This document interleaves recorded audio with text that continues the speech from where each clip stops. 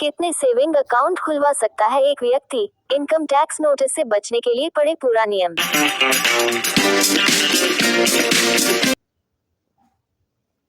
आजकल हर किसी के पास एक से ज्यादा सेविंग अकाउंट होना आम बात है।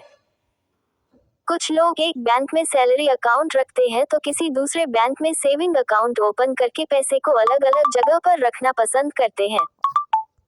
लेकिन क्या आप जानते हैं कि एक व्यक्ति कितने सेविंग अकाउंट खोल सकता है और इससे इनकम टैक्स नोटिस आने का क्या खतरा है? अगर आप भी यही जानना चाहते हैं तो यह आर्टिकल आपके लिए है। कितने सेविंग अकाउंट खोल सकते हैं? Join WhatsApp group. कितने सेविंग अकाउंट खोल सकते हैं? सबसे पहले आपको ये जान लेना चाहिए कि भारत में किसी भी व्यक्ति के लिए सेविंग अकाउंट की संख्या पर कोई लीगल लिमिट नहीं है। आप एक नहीं बल्कि कई बैंकों में जितने चाहे उतने सेविंग अकाउंट खोल सकते हैं। चाहे वो प्राइवेट बैंक हो या सरकारी बैंक, आप एक ही नाम से अलग अलग जगह अकाउंट रख सकते हैं। कई लोग सैलरी के लिए एक अकाउंट रखते हैं, एफडी के लिए दूसरा अकाउंट और बच्चों की पढ़ाई या होम लोन एमई के लिए तीसरा अकाउंट। ये सब पूरी तरह से लीगल है। ज्यादा सेविंग अकाउंट क्यों खोलते हैं लोग? आसान फाइनेंशियल मैनेजमेंट।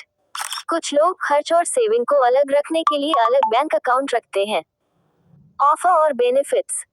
कई बैंक नए अकाउंट पर कैशबैक, इंश्योरेंस या हाई इंटरेस्ट रेट ऑफर करते हैं। अलग अलग जरूरतें। सैलरी अकाउंट, जॉइंट अकाउंट, बच्चों के लिए अकाउंट, बुजुर्ग माता पिता के लिए अकाउंट।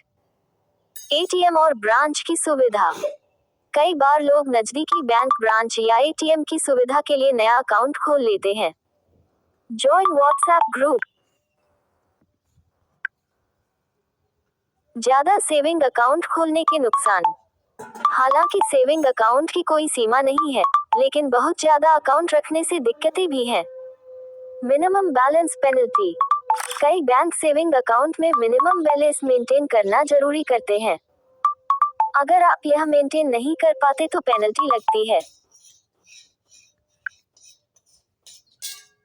Annual maintenance charges. हर अकाउंट पर ATM card charge, SMS charge और अन्य सर्विस चार्ज लगते हैं। कई अकाउंट होने पर ये चार्ज भी बढ़ जाते हैं। Inactivity charges. अगर अकाउंट में ट्रांजैक्शन नहीं हो रहा है तो बैंक उसे डोरमेंट निष्क्रिय घोषित कर देता है और फिर उसे चालू कराने में दिक्कत आती है। टैक्स नोटिस का रिस्क। ज्यादा सेविंग अकाउंट रखने से कई बार आप अपनी इनकम या ट्रांजैक्शन की जानकारी सही से मेंटेन नहीं कर पाते, जिससे इनकम टैक्स विभाग को शक हो सकता है। Join WhatsApp group. Select to speak. Income tax notice से कैसे बचें? सबसे बड़ा सवाल यही है कि अगर आपके पास कई सेविंग अकाउंट है तो आप इनकम टैक्स नोटिस से कैसे बच सकते हैं। इसके लिए कुछ जरूरी बातें ध्यान रखें। सभी खातों को पैन से लिंक रखें। अपने सभी सेविंग अकाउंट को पैन कार्ड से लिंक रखना जरूरी है। इससे सरकार को आपकी इनकम और ट्रांजैक्शन की सही जानकारी मिलती रहती है। फॉर्म 26A चेक करें। आप समय समय पर अपने फॉर्म 26A को चेक करें ताकि पता चले कि कौन कौन से बैंक अकाउंट से कितना इंटरेस्ट आपको मिला है और बैंक ने कितना टीडीएस काटा है। Join WhatsApp group. Select to speak. Overview. यू होम आईटी रिटर्न में सभी ब्याज दिखाएं।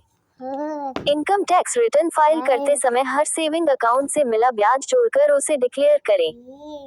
अगर आप ऐसा नहीं करते तो नोटिस आने का खतरा बढ़ जाता है। कैश डिपॉजिट लिमिट का ध्यान रखें। एक साल में अगर आप सेविंग अकाउंट में 10 लाख रुपए से ज्यादा कैश जमा करते हैं तो बैंक को इसकी जानकारी इनकम टैक्स डिपार्टमेंट को देनी होती है। ऐसे में आप जांच के दायरे में आ सकते हैं। सेविंग अकाउंट में ब्याज पर टैक्स कैसे लगता है? कई लोग यह नहीं जानते कि सेविंग अकाउंट से मिलने वाला ब्याज भी टैक्सेबल होता है। हालांकि इनकम टैक्स एक्ट के सेक्शन 80 TTA के तहत 10,000 रुपए तक के ब्याज पर छूट मिलती है। अगर ब्याज 10,000 रुपए से ज्यादा है तो उस पर टैक्स लगेगा। Join WhatsApp. Select to speak. एक से ज्यादा अकाउंट में ब्याज जोड़ना जरूरी। मान लीजिए आपके पास SBI, HDFC और PNB तीनों बैंकों में सेविंग अकाउंट है और इन तीनों से कुल ब्याज 15,000 रुपये सालाना मिलता है। तो आपको इटर में पूरा 15,000 रुपये दिखाना होगा और छूट सिर्फ 10,000 रुपये तक ही मिलेगी। बाकी 5,000 रुपये आपकी टैक्सेबल इनकम में जुड़ जाएंगे। निष्क्रिय खातों से बचें। अगर आपके पास कई सेविंग अकाउंट हैं और आप उनका इस्तेमाल नहीं कर रहे हैं तो उन्हें बंद करवा दें। डोरमेंट अकाउंट से कई बार फ्रॉड भी हो जाते हैं, इसलिए जितने अकाउंट जरूरत के हैं उतने ही रखें। निष्कर्ष, कुल मिलाकर आप चाहे तो एक से ज्यादा सेविंग अकाउंट रख सकते हैं, लेकिन हर अकाउंट को सही से मैनेज करना जरूरी है। अपने सभी बैंक खातों को पैन से लिंक रखें, ब्याज सही से डिक्लेयर करें और सालाना इटर में उसे दिखाएं। ऐसा करके आप इनकम टैक्स नोटिस से आसानी से बच सकते हैं। Join WhatsApp group. जरूरत से ज्यादा अकाउंट रखने के बजाय सीमित और जरूरी अकाउंट ही मेंटेन करें।